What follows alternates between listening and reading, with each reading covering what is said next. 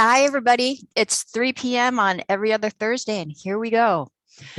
Yolo County Library Land Acknowledgement. We should take a moment to acknowledge the land on which we are gathered for this meeting. For thousands of years, this land has been home of the Patwin people, including the Yocha Dehe Winton Nation today.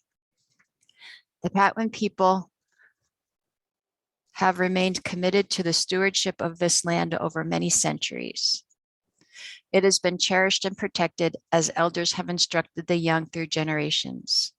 We are honored and grateful to be gathered here together on their traditional lands. We're going to talk about gardening in a drought with Mike, Taylor, and Joy. And please put your questions in the comment box and we will read them off and answer them at the end. And away you go. Thank you, Joan. I really appreciate you doing this every couple of weeks. We are talking about, as Joan mentioned, gardening in a drought. This is a continuation, a second in the series of doing calling out some frequently asked questions from the Master Gardener Help Desk and turning them into a panel discussion. So as you see, we've got Mike, who does these regularly. I am Joy Sakai. I'm co-chair of the Master Gardener Help Desk.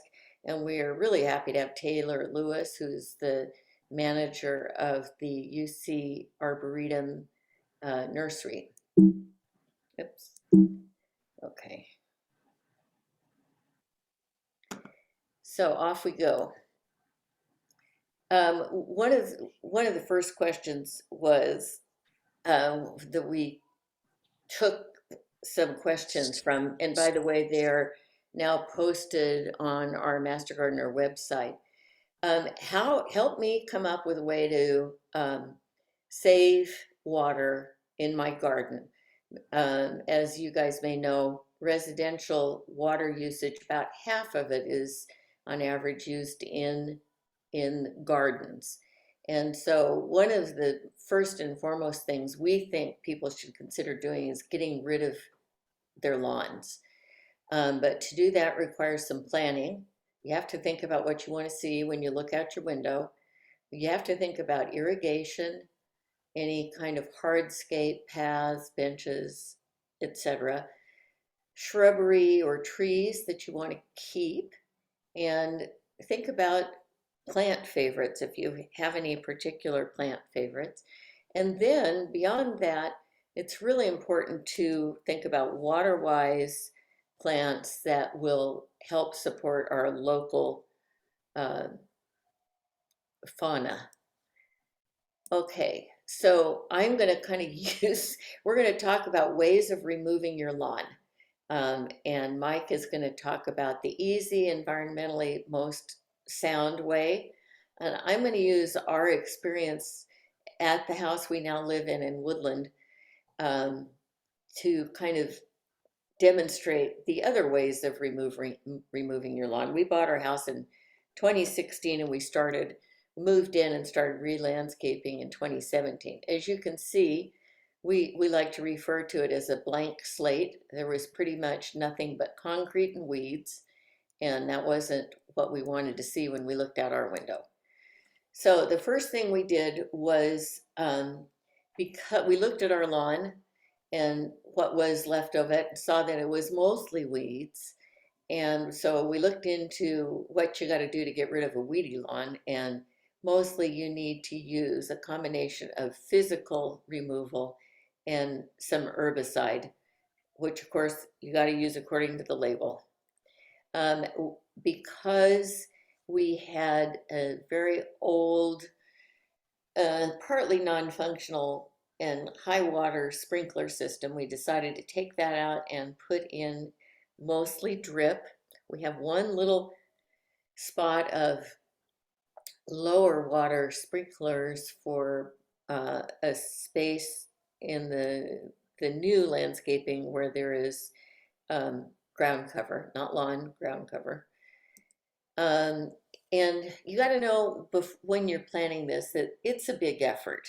Getting rid of your lawn and trying to improve your water use is a lot of work and it's an expense. And if you do the work yourself, it's physical work. So we did kind of a combination. We hired someone to do most of the lawn removal, some spraying, and put in the drip. And when anytime you make a big change like that, you got to remember that it's not going to look good overnight. We were told, and I've since determined that it's the truth, that you plant small plants versus a larger plant. You save money on small plants, and it doesn't take very long before they catch up to the big plants. So save a little money that way. This was a family project, and this was on your right is the family. And we put in this path here, and believe it or not, this was after the landscape had been put in and the old lawn had been sprayed. So we had a lot more weed removal and that kind of thing to do before we planted. But that's the before picture, and this is the after picture. Obviously, we didn't put in the swimming pool, and we didn't pour the cement. But I think you can see that there is, oops, we have about 70% native plants. I'm a big fan of roses, so there's some roses in here, but this is the way it looked a couple years ago. This is a type of salvia. I think it's Basathia, but I can't remember for sure. This is native California blue flax and some poppies, and we got lots of other perennials and whatnot. But this is what you can get to when you take out your old and weedy garden. And oops, Mike, you're up. I'm going to unshare. You're going to talk about the other methods of removing lawns. Yeah, hang on. And just a reminder, put your questions in the chat because we're going to answer them all at the end. Okay. Yeah, well, we had to do a little dance there, but here we go. So Joy talked about two ways to remove your lawn. That would be either physically digging it out or using an herbicide, or as they had to do, a combination of that. There's another way to do it if your lawn does not have too many weeds, and certainly none of the summer jointed grass like Bermuda grass, because they usually have a deep rhizome. And what I'm going to talk about here wouldn't kill them. But if you have a pretty good looking, typical grass lawn without a lot of weeds, sheet mulching that lawn area is a good way to go. There are benefits, certainly, and a few disadvantages. We'll talk about that. Wait a minute, I've got to get, there we go. Okay, so the first thing you want to do once you've decided which area you want to remove is by cutting your lawn as short as possible, either with a lawnmower or weed whacker, right down to the ground if you can. And then as here, you can see what you want to do is you want to cut an angled ditch about 6 inches wide, definitely along any pavement, and even along areas that aren't, it can be helpful. That'll help you to make the job a lot neater. We'll talk about the cover, but your cover will go down into this ditch and you'll cover it with mulch. So that allows you to seal the edges better. And the sod that you removed can be used to make landscaping mounds, or you can just distribute it evenly over the surface, because that's good organic matter that is going to decompose and add nutrients to your soil. So that was the first step. The second step, or I guess the first two steps, the next step would be to cover the area with either newspaper. If you use newspaper, you need to make it 5 to 10 sheets thick, so a lot of newspaper, or a layer of cardboard, and one layer of cardboard is usually sufficient. So the bigger the box, the better. Makes it a little easier. You want to overlap either of them by about 4 inches, so no gaps, and that some weed or grass can decide to grow through. And watering it while you're doing that process can make it easier if you're doing it on a windy day. because it really can't just chasing stuff all over the place. So watering it down as you lay it down can certainly help. Then the next thing you want to do is cover it with 4 to 6 inches of mulch. Ground trees, as you'd get from a tree service, and often you can get those for free. Chip Drop is actually a website that you can sign up for, and at some point they'll come by and drop a load of wood chips for you. Or you can buy them at a soil or garden store. One way or another, you do need to have a lot of mulch, even for a fairly small area. It adds up a lot. So you want 4 to 6 inches. And if you're going to be planting pretty much, if you're going to be planting annuals or vegetable, establish a vegetable garden in this area, it's a good idea to put a couple of inches of compost down first. That will decompose and just add nutrients to the soil more than it'll decompose faster and add more nutrients probably than the mulch would. That's probably not necessary if you're going to be planting drought tolerant perennials, which is mostly what Taylor's going to be talking about. So, because those don't really need to have soil to be very necessary. I mean, they're not going to be impacted a lot by the soil not being as nutrient dense as possible. So now the downside of this is it's going to take time. It can take 8 to 10 months to completely kill a lawn. And that depends, of course, on conditions and the type of grass. So oftentimes starting in late winter or early spring is the ideal time, because perennials planted in October or early November, that's the better time to plant, perennials. So if you start early enough, the timing will work out well for that. There is a way also, if you want to kill some weed seeds. So maybe even if your lawn is a little weedy, you could get away with this. Still difficult to kill plants with a deep root or rhizomes like Bermuda grass or many of the other perennial weeds, but you can solarize the area. You would probably want to do this after you've sheet mulched it. So again, you're adding more time, but you can kill weed seeds probably within 6 inches of the surface. You cover the area with plastic, clear plastic, not black plastic, clear plastic. And definitely look this up. We don't have the time to go into all the details, but that can increase the soil temperature to about 125 degrees within 6 inches of the surface, which is enough to kill a lot of weed seeds. So that could be an alternative to herbicides if you wanted to take the time. If you search on UCANR, this is Agricultural Natural Resources, which is sort of the publicity arm of UC's School of Agriculture and solarization, you'll come up with a number of articles that are from UC, but here's one good one. So, okay. Anyhow, that's lawn removal. All right, I think.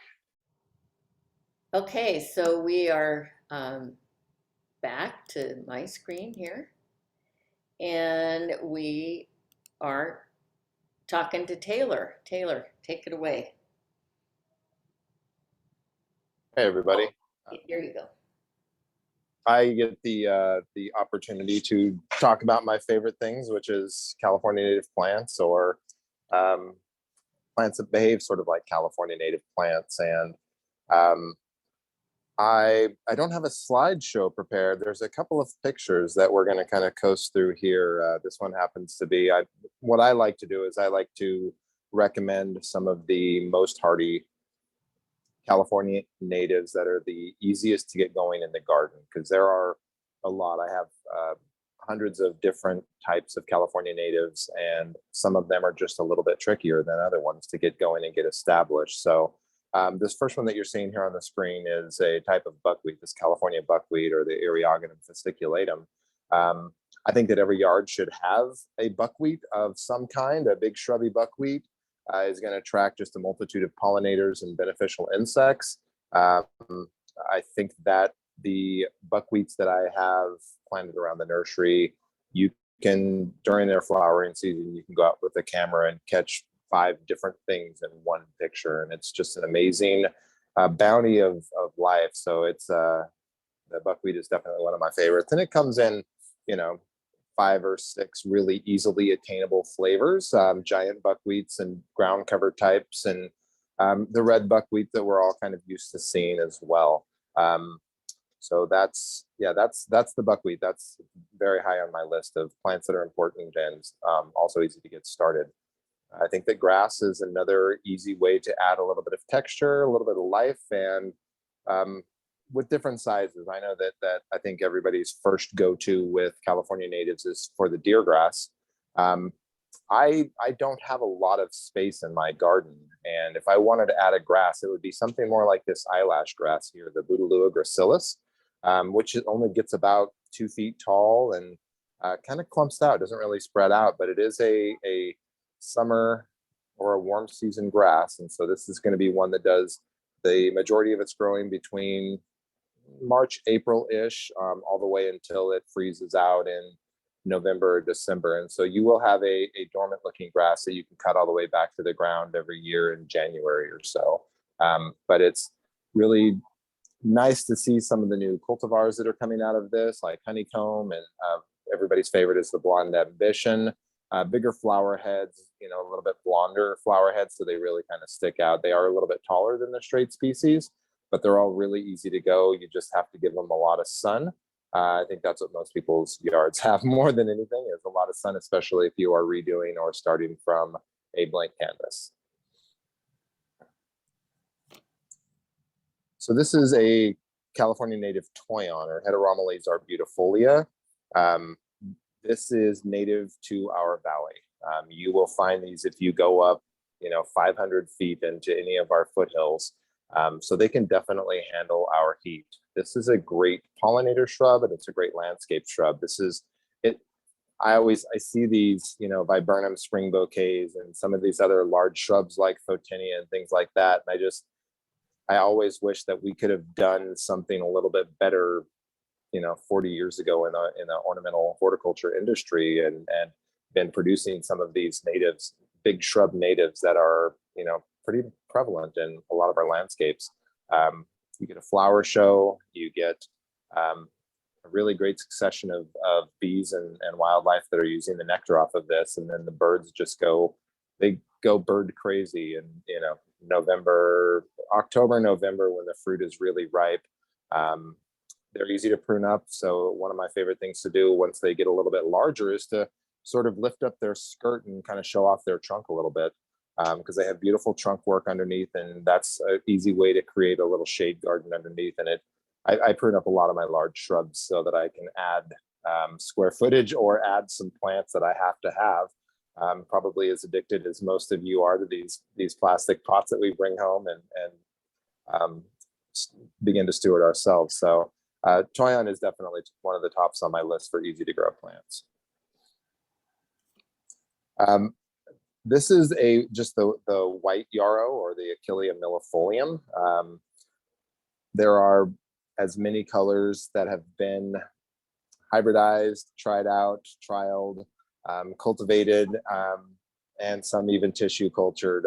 So there's a whole rainbow of California native, whether they're acting like a great native or they were found in California somewhere. They are all super drought tolerant once they're established. I have a hard time keeping them wet in a pot because they are very actively growing and very thirsty. But they can provide a lot of color. They're also very versatile. From in the sun, what you're going to see if you've got one of these yarrows out in the full sun is it can grow up to 2 feet tall and spread itself out slowly, even wider. In the shade, you'll see them kind of be a little bit shorter. But look for paprikas and pomegranates and tutti fruttis and apricots and all of these types. Beautiful, easy way to add color to the garden.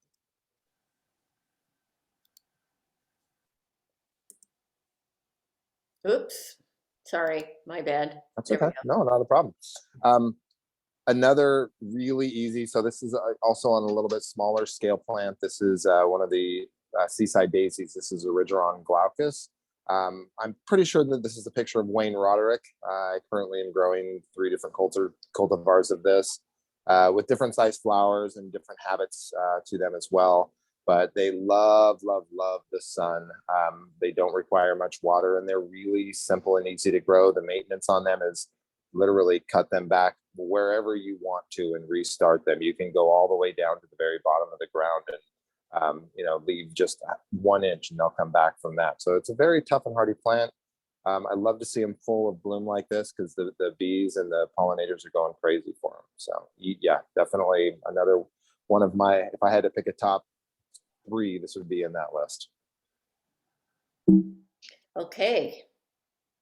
I think I that's always, and I have 100 other plant, maybe not 100, but I probably have about 20 other ones if anybody's interested in some of my other favorites, Solidagos and Grandillias, Salvias and Heucheras. They're definitely very easy to grow, easy to start, easy to maintain.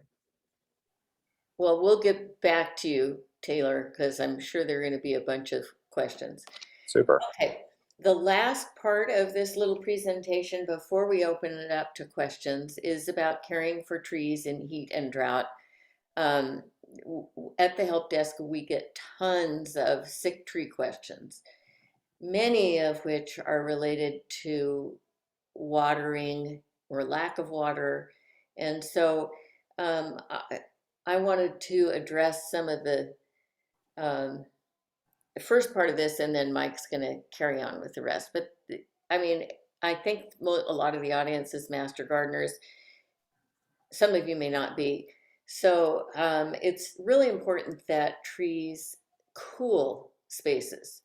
They create shade, but they also cool it through transpiration, which is a biochemical process where they release water vapor into the air. And that is as a product, water and oxygen are a product of photosynthesis. They also, as everybody knows, I think, absorb carbon dioxide. In this day and time, these are both really hugely important factors. So end result is, I think everybody would agree that trees are the most valuable part of your landscape, and in hot summer drought conditions, we really need to take care of them. So some trees become prone to infestations of boring insects and other problems because they suffer heat stress. And so the best way to prevent heat and drought stress is to water them. That may sound pretty stupid, but believe it or not, there are people who think that their large landscape trees don't require water, and they do. They may not require watering in the wintertime, but during the summer they certainly do, even mature trees. And Mike is going to be talking about how to water. Another thing to avoid is fertilization in the hottest part of summer. When you fertilize, that pushes new growth. New growth is particularly sensitive to heat, and so it's just not a good idea to fertilize in the middle of summer. You can thin fruit trees, but in the summertime, but only when you need to, and to late spring, early summer, to improve airflow and to maybe get off dead stuff, and not at the hottest time of the year. Very young trees are going to require more water, and they may need temporary shade. And with that, I believe Mike is going to, I've got some references at the end, but I'm going to turn this over to Mike now to finish with the watering trees question. Are you there, Mike? Yep. Yeah. Hang on.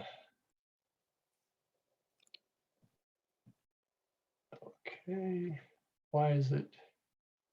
Just go to the next one. I'm trying to go to the next one. Oh, Hang on, let me, maybe.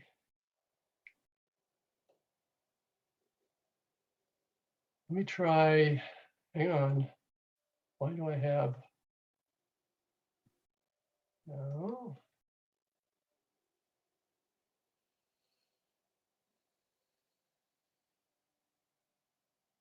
Don't ask me why this is. Okay. Up, now it's gonna work. Okay. Sorry about that. So the original question, as Joy told you, was about fruit trees. So I want to focus on that first, and then we'll talk about landscape trees, which may be different in Mike, terms of how you would you water want, them. Yep, yeah. you want to click the button that says Oh, you're right. start from current slide? There you Hang go. on. Next one left. There you go. Oh, right. From current slide. Okay, okay. So yeah, so we're going to start with fruit trees, and then we'll talk a little bit about landscape trees, which obviously are, probably even more varied than fruit trees, and may take a little bit different watering regimen. But in general, trees should be watered more deeply and less frequently than most smaller plants. You want the water to go down deep so the tree roots will follow it. So that'll attract the roots deeper into deeper soil levels and making the tree more drought resistant. And the actual amount and schedule will vary depending on the species, the soil type, and the water. Now, I should mention this picture actually is not a particularly good example of how you should do this. Some trees don't want to be in a lawn at all. Some do okay that way. So think about the species, but they don't do well with the regular watering that you'd get in the lawn.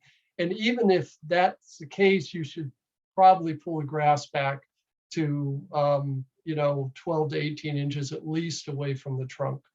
But there are a lot of types of trees, and fruit trees are, generally speaking, one of them that do not want to be watered the way you would water a lawn, which is very frequently and shallow, but shallowly, but which is what we're trying to get away from. So anyhow, this is an example of how really not to do it. But what I wanted to show you is this drip system in a spiral.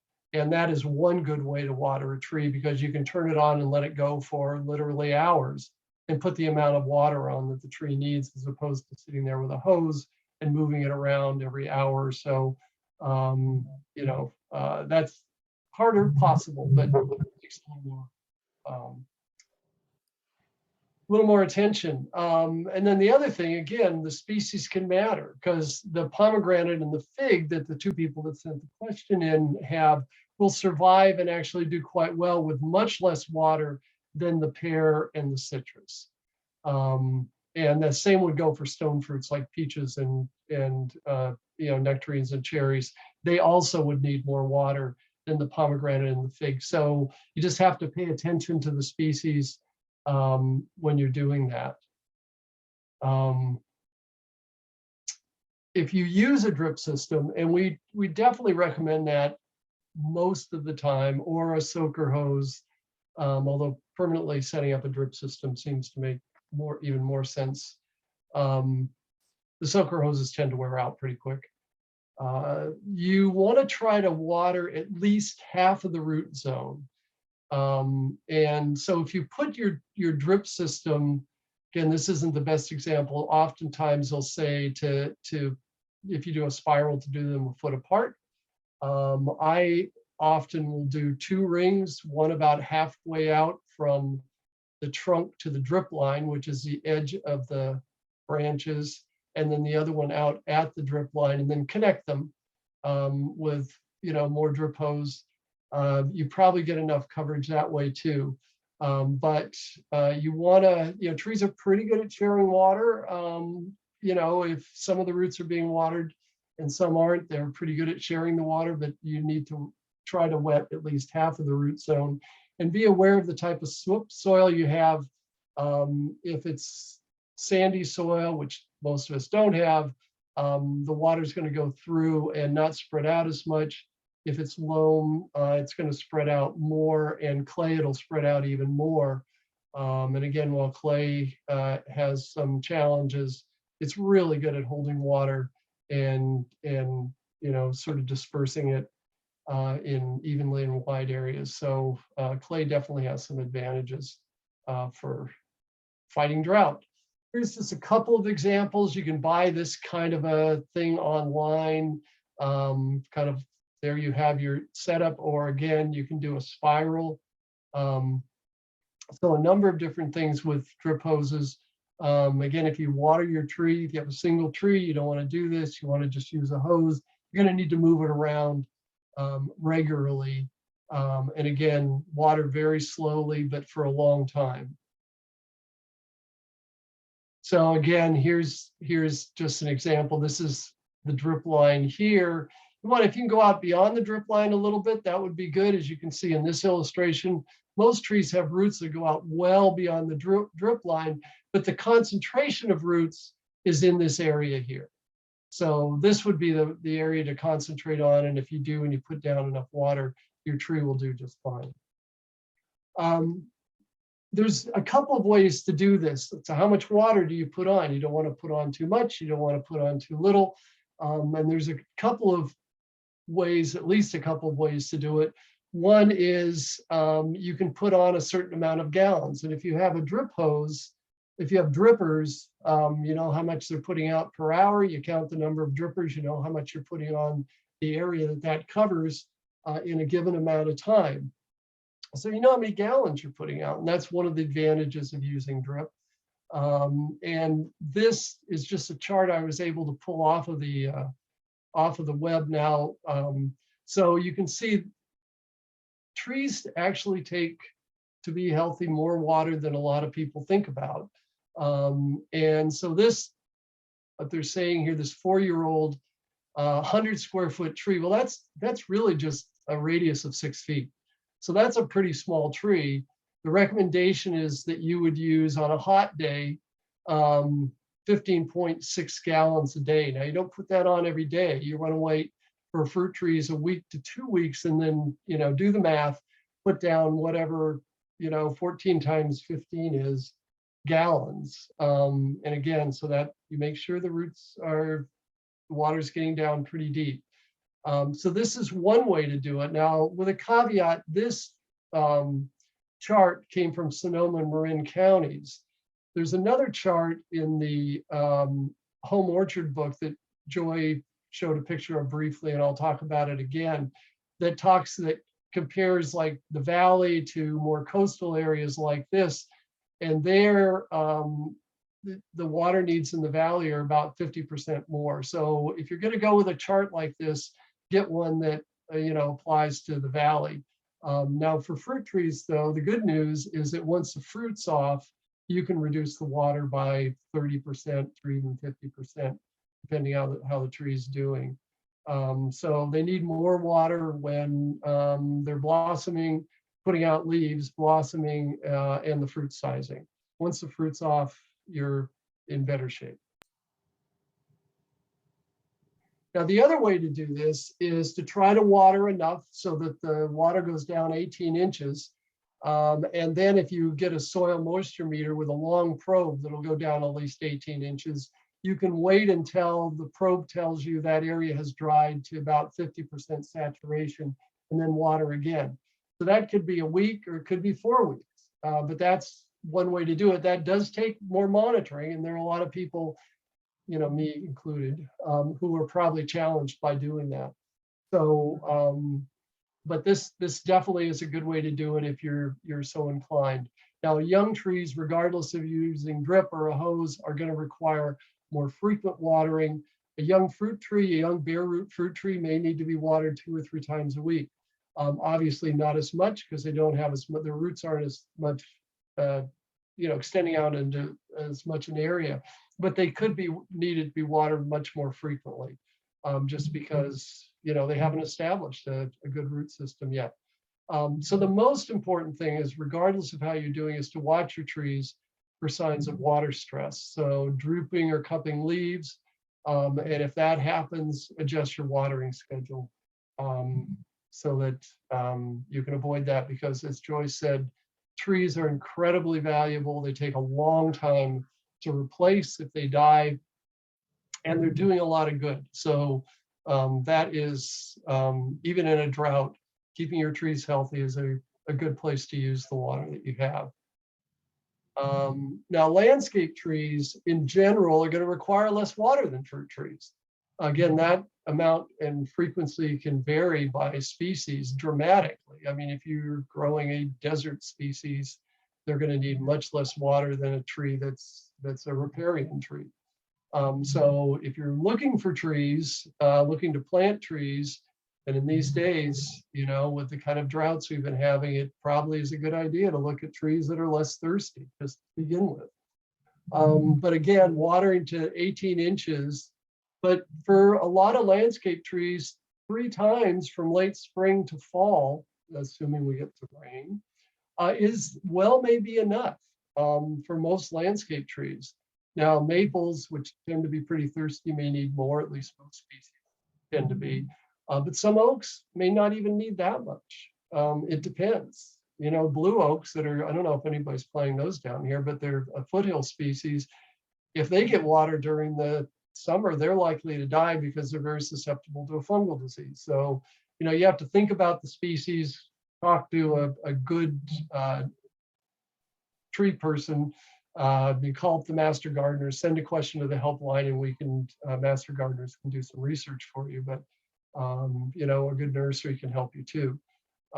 Again, watch your trees for signs of drought and stress, leaf cupping, drooping leaves, or the burned leaf edges can also be a sign. And again, if you search on UCANR drought trees, you'll come up with a number of articles that you can read. This one came up #1 when I did that. So again, landscape trees may take less water than fruit trees, but fruit trees give you fruit. So, you know, and they also give you shade and do some of the other cooling. So I think, you know, having some fruit trees or 2 in your yard is not a bad way to go. Okay, and then yes, Joy mentioned this. I would definitely recommend the home orchard or the California Master Gardener Handbook.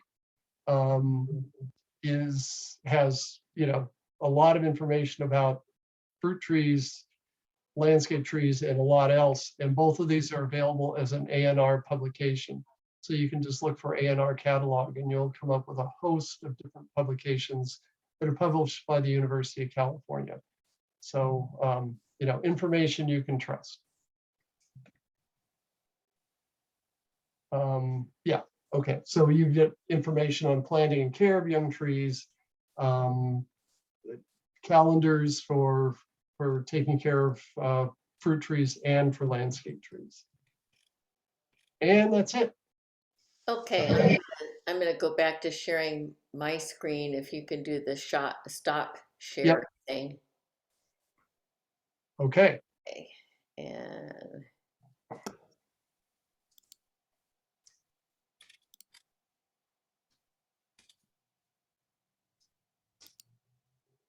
okay, so I just wanted to also point out that for obviously the same home orchard, obviously it's a winner. In addition, the California Native Plant Society has a wonderful website. At the top of their website, you can go to lawn removal, garden design, all kinds of things. Calscape in particular, you can plug in your zip code and it will pop up with a whole bunch of different plants that are native to this area. And it will tell you where those plants are available, what nurseries they're available in. But I want to give a little shout out to the plant sale at the UC Davis Arboretum that happens twice a year. We got a whole lot of our native plants from the Arboretum, and they're a really good close by source. And so I'm hoping that we might have a few minutes at the end. Got a couple questions in the chat. You guys can put questions in now if you have any. And if there is extra time, I'd love for Taylor to riff on some other favorite California natives to put in yards. Joan, do you want to read the questions? I covered area with cardboard and added mulch. Result was some molding under cardboard.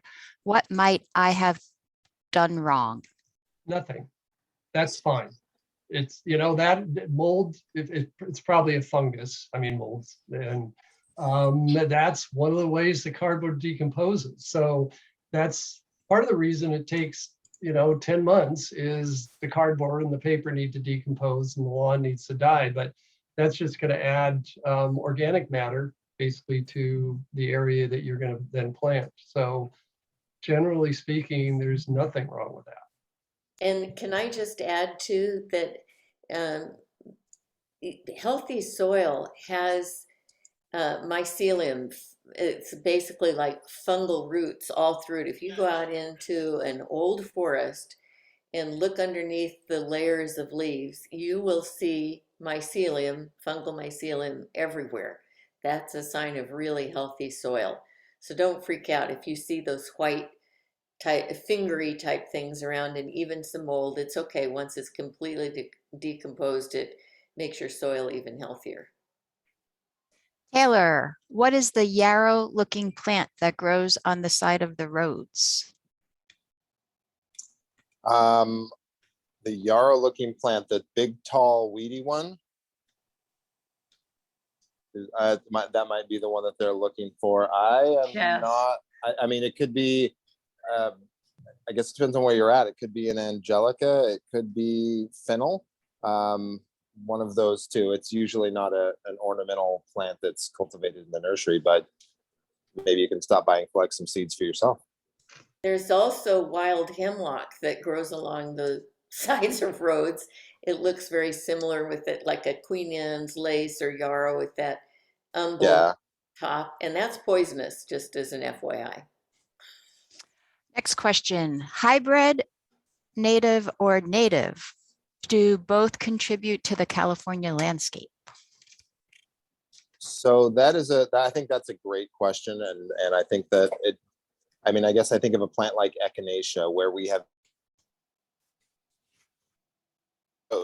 bred all of the beneficial aspects of its flowers and its nectar out of the plants. Yarrow is not there yet. So if we're just going to talk about yarrow and its cultivars, and we're honestly looking at some of these things also in the gardens here at the Arboretum, and we're comparing different cultivars.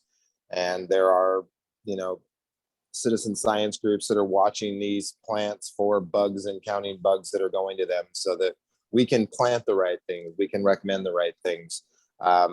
When in doubt, just plant straight mellifolium and maybe pepper in some of your other colors. So it depends on where it was found, as whether it was a native or a non-native. In my opinion, I think that if it has the same genus and species and behaves very native-like, even if it was found on a mountain in Colorado somewhere, if it behaves like a California native and it's the same species, like, try it out, give it a shot, see what you think. Taylor, do you have an open house at the Arboretum greenhouse?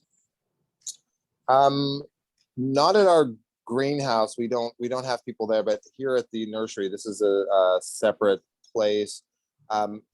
We will be having many open houses in the futures. Right now, we're a little bit under construction with a new environmental education center that's being built as we speak right now. And so there is many times I'm never closed. I'm not open for sales most of the year, but the nursery is always here during the week. And there's usually somebody, if you want to come in and poke your head around and kind of look at some plants and get kind of a little preview, I don't mind. if that happens. I can't sell you any plants. I don't have a way to take your money. But it's a good way to kind of start making a really nice list as your cardboard decomposes. And lastly, Taylor, what was the name of the last purple plant? Oh, that's one of the Erie plants, like Eriodictin or Eriogonum or Eriomophila or Eriophyllum, or it's an erigeron. That's what it is. It's an erigeron glaucus, and it's a seaside daisy. That's it. Taylor, you want to take, we got 10 minutes, 15 minutes. Do you want to take a minute and just talk about some of others of your favorite natives? Just for our just neck of riff the on woods? Yeah, just riff on. plants. I can do Yes. that. So some of the sunny ones, reset my brain here. I'm gonna go down my tables in my head is what I'm gonna do. So that erigeron glaucus is probably the first one. The blue flax that you saw in that picture before, the Linum lewisii, is a fantastically easy plant, and plus it provides more. They're short-lived perennial, but you get so many seeds off of them. I have been growing this solanum for the past many years. That's it was in the UCCE water trials. The cultivar's name is Mountain Pride. Big dark purple flower, really nice, very sturdy, very hardy bush, about 4 feet tall. The desert mallow, Sphaerosia ambigua, has been rocking it in every garden that I put it in. As long as people are cutting it back and giving it the maintenance that it likes, it's doing phenomenally well. I'm a big fan of goldenrod or the solidago, but in a natural setting, just the straight species Californica. But the one that I grow here at the nursery is a cultivar called Cascade Creek. And that was found here in California, and it's a much shorter, much more handsome variety for a yard. And actually spreads a little bit of a ground cover, yellow flowers in the summer and in the fall. The name has just changed from verbena to glandularia. I think that the glandularia lilacina, whether it's the pink Paseo Rancho or the purple de la Mina, both of those have been, I keep seeing them pop up in people's yards, and I'm just really impressed that I'm seeing as many of these out there as I have. They smell really good too. They're Yes. beautifully scented. Yeah, I agree with that. Grindilia, there's a few different species that are readily available. I'm going to forget one of them, but Camporum and Stricta. Yeah, I told you I was going to forget one. But they can be some of them can be a little on the weedy side. So be careful about the one that you get. What's a common name of Grindelia? Why do you gotta ask me hard questions? That's the gum plant. Oh, gum plant. Okay. That's gum plant. Yeah. Yeah. So I think that's it's very, very tough. I kind of had this years ago. I had this joke. I was doing a lot more restoration, and it's like you go back to a restoration site after 20 years of no watering, and the only thing that's left is the choyon and the grandelia. But so it's a tough, very hardy plant. If you've got one of those troubling spots or troublesome spots that you just can't quite get a plant to stick, try a grandelia or solidago. I love coffeeberry, the Frangula californicas, and all of their cultivars and species, or subspecies anyways. For large shrubs, it's another one of those that you can kind of prune up and kind of make it into an architectural piece in your garden. That's another one that has this really strange succession of bees and wasps and other pollinators, and you'll see one week and it'll cover the entire tree, and the next week you have another one out there and it's covering the entire tree. Everybody's going out for the nectar, but those are some really easy to grow sun plants. I mean, I know that everybody's struggles with Ceanothus and Manzanita as some of the more common ones, and they're not as forgetting about transitioning your water habits over. Still, I would recommend planting them and just paying attention to kind of what you're doing, but this is just easy to grow ones. Switching over to the shade, the ribes or currants and gooseberries, like the ribes malvaceum, ribes sanguineum glutinosum, ribes viburnifolium, ribes speciosum or californicum. If you've got a teenager, you want to plant that under one of their windows, keep it from sneaking out at night. That'll do it. Very thorny little plant. So I haven't found a ribes that I have been disappointed with its habits here in the valley. Heuchera, Maxima, Rosata. I mean, there's probably 10 different ones you can find for that are in the native cultivation. For the shade, I just don't think there's anything. There's not a happier looking plant to me. When that thing is up and blooming with its big leaves, I think it's a great plant. Salvia spathacea. That is a very versatile plant. Can go from full sun to I wouldn't say full structure shade, but full tree shade all day long. With those, you've seen the pagoda like kind of cranberry flowers that pop up out of its very scented leaves. Maintenance is super easy. You could just hack it back and just chop it wherever you want to. I grow a lot of that plant because nobody else seems to do it.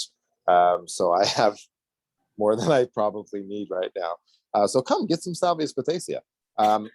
Pacific Coast Iris or Iris douglassiana, also very easy to grow. As long as I see people overwater some of their native ferns and their native heucheras and their native salvias in the shade because they're used to their ferns being thirsty. But if you overwater a woodwardia, if you put too much water on a woodwardia, it's just going to die. Same thing with an iris. They just don't need the water like we think that they do. Got a couple of other little fun ones. I think that the Oregon grape, the Berberis, was Mahonia, is a great plant for, it seems like, again, that's really long lived, very forgiving as far as its maintenance, great yellow flowers in March, and then the berries in the fall, and then you get a great kind of a reddish tint to the leaves for winter. So it's a great little 3-season plant. So how about that? Sounds great. Are there Right. any other questions from the group? I don't see the chat, so. No questions. Okay. Are we good? Yeah. Any other Thank you, comments, Taylor. Mike? I would look, we are currently doing, the Arboretum is currently involved in a very large tree trial. These are for, if we're looking for less thirsty trees, I heard that pop up a couple of times. We are trying a lot of Southwest deserts and Texas trees on campus here. So if you drive around campus, you'll see baby trees all over there. We have planted many hundreds of trees in different species and different varieties. So we'll let you know. So I was the one that asked the question hybridized native versus native because, I've heard some people say, oh no, only ever use natives. But one of the trees that we planted was, Marina. Arbutus. Yeah, Arbutus marina. Is that, does that That still- is, no, it's not a Unita or it's not a native Arbutus. It is a Mediterranean type. Oh, But again, that definitely acts like a native, and I think that's another great one for a list. I can't. The one I've got in the nursery, the big one, is 20 feet tall and just show stopping. yeah, they're beautiful. Okay. Mhm. Are we good or is there more? Let's see. No, There's always more. So Taylor, with your tree, the tree trials you're doing, is there anything that is starting to stand out as probably a good tree to be planting in a state that looks like it's going to be experiencing drought for a while longer? Some basic ones like Quercus bucklei is going to be a rock star. We already know that from trees on campus. I'm reserving judgment till after year 3. Okay.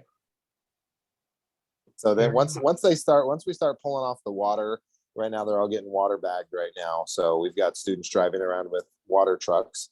and filling up water bags so that we can reduce their, the amount of evapotranspiration and everything. So Mhm. Okay, last big things to question. come. Is there going to be a fall plant sale? Yes, there'll be 3 of them actually. We've got Okay. October 5th. My brain works well. It's the 22nd, and then November 5th as well. Those dates might be, pardon my fuzzy details on the calendar because it doesn't stick, but I think that those sound familiar. So we will have 3. The first one will be like a members first part, and then open to the public in the for the second half of the sale, and then I know a or a public sale at the end of October as well. So yeah, lots of plants. Nursery is almost completely packed. Cool. Having Good. fun. Okay, Mike, over to you. Are we All right. done? Well, thanks for coming, everybody. Thank you, Taylor and Joy. Next week, or next 2 weeks, on the 28th, Deb Sorrell will do a presentation about climate change and the effects on our gardens. Deb, are you here by any chance? So you can do a No. little pitch, guess not. Okay. Anyhow, you may remember Deb has done a couple of presentations here.